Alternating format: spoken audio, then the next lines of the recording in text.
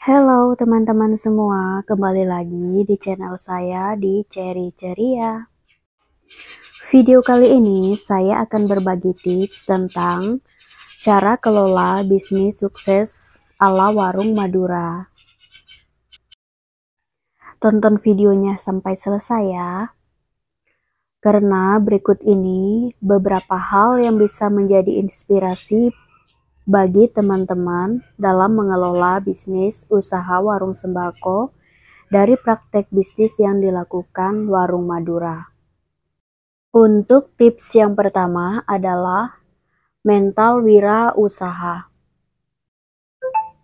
Kebanyakan pemilik warung Madura mengadu nasib di ibu kota dan merintis sendiri bisnis warung sembako dari nol.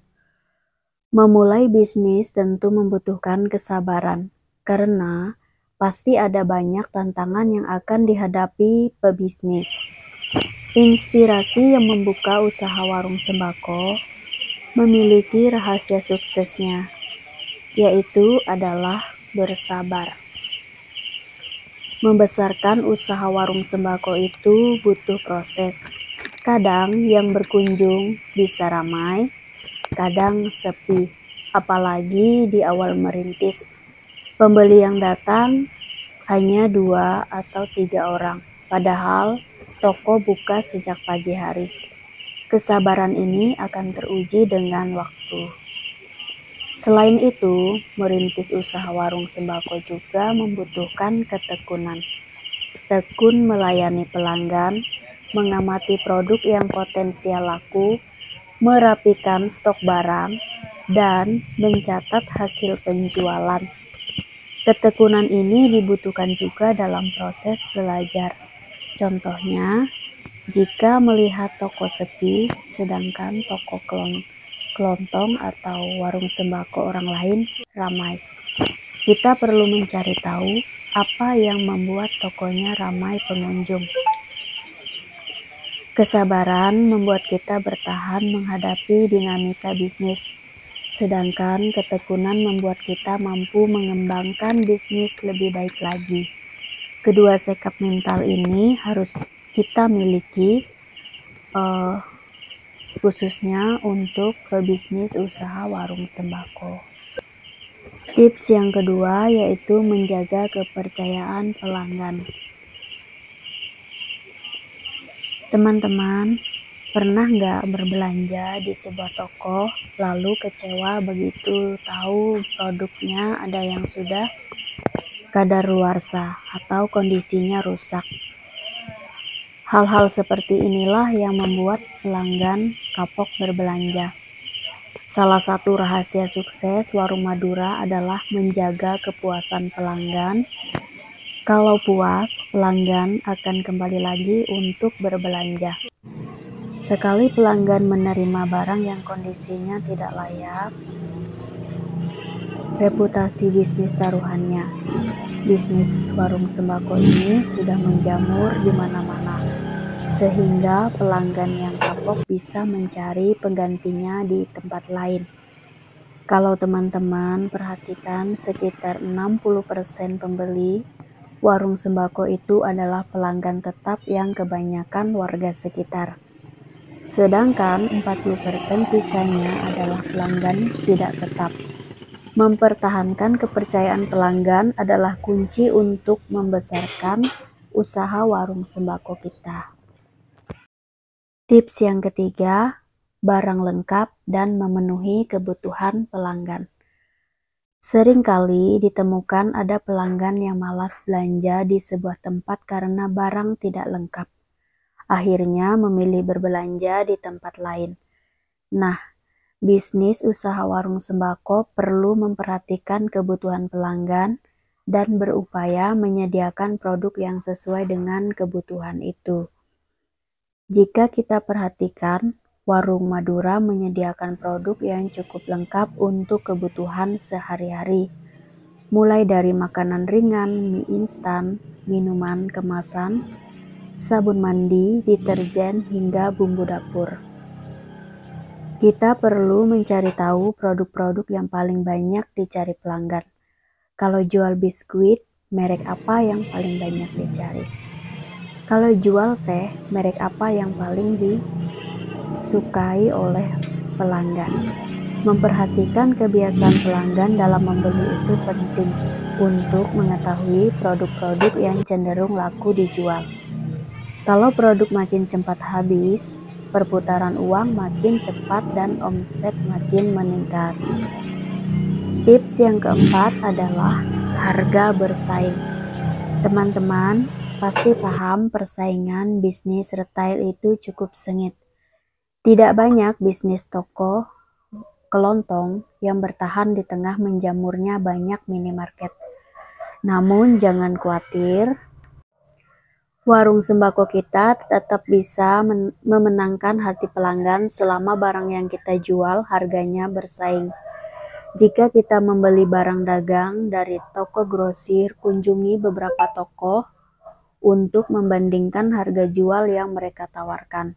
Boleh jadi harga teh di toko grosir A lebih murah dibandingkan toko grosir B.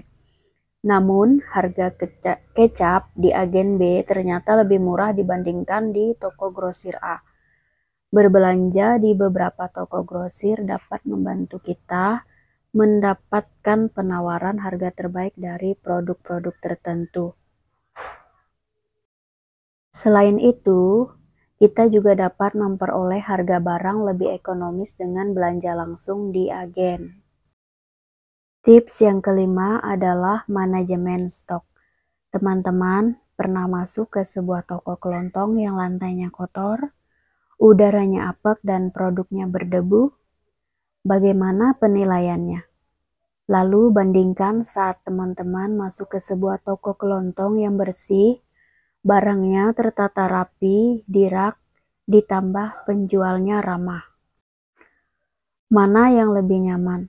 Tentu kita lebih nyaman mampir di warung sembako yang bersih dan rapi, bukan? Salah satu rahasia pelanggan suka belanja di warung Madura adalah karena penataan rak yang rapi. Setiap produk disortir menurut jenis barangnya. Misalnya produk susu diletakkan sejajar dengan produk susu lainnya. Minuman botol diletakkan di rak yang sejajar dengan minuman botol lainnya. Dengan model penataan ini, teman-teman lebih mudah menemukan barang yang dicari pelanggan. Tips yang keenam, menata produk. Cara paling sederhana menata produk bisa dilakukan dengan memperhatikan dua hal, yaitu jenis produk dan tanggal kadaluarsa.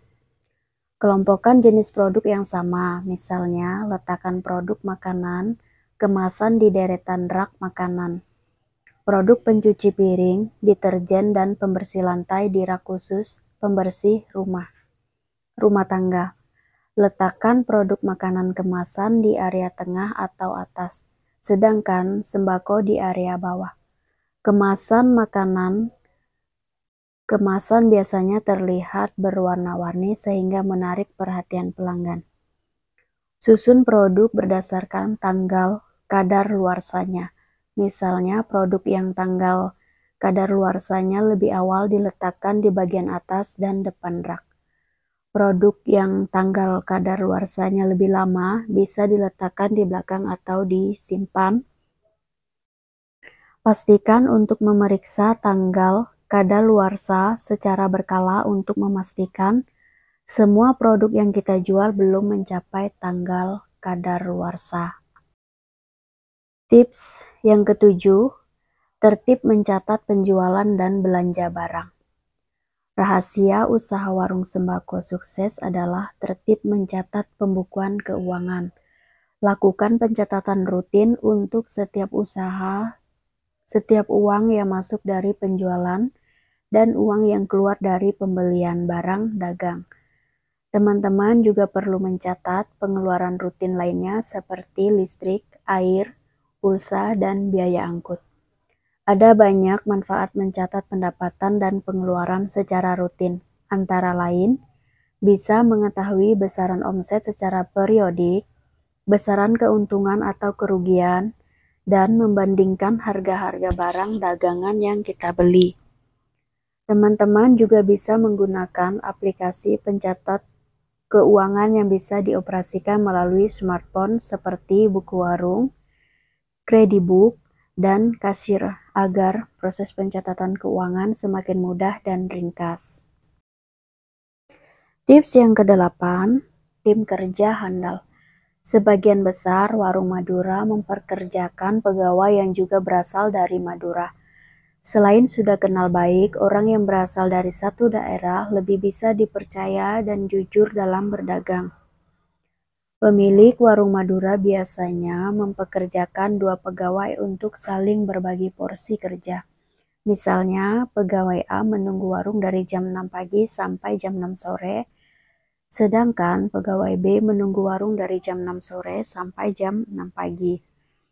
Dengan sistem seperti ini, warung Madura bisa buka hingga 24 jam non-stop.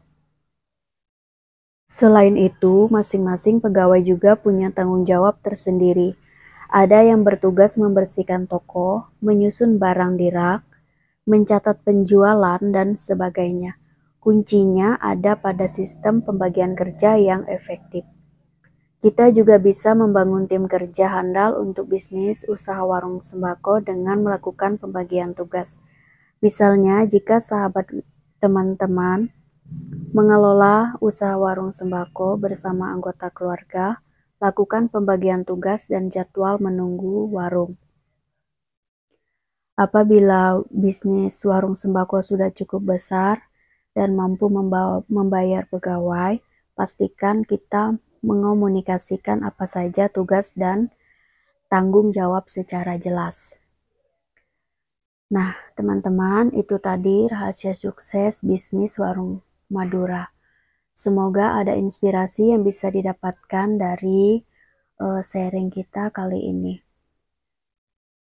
Jika ada kritik dan saran, boleh tinggalkan di kolom komentar ya. Sampai jumpa dan salam sukses.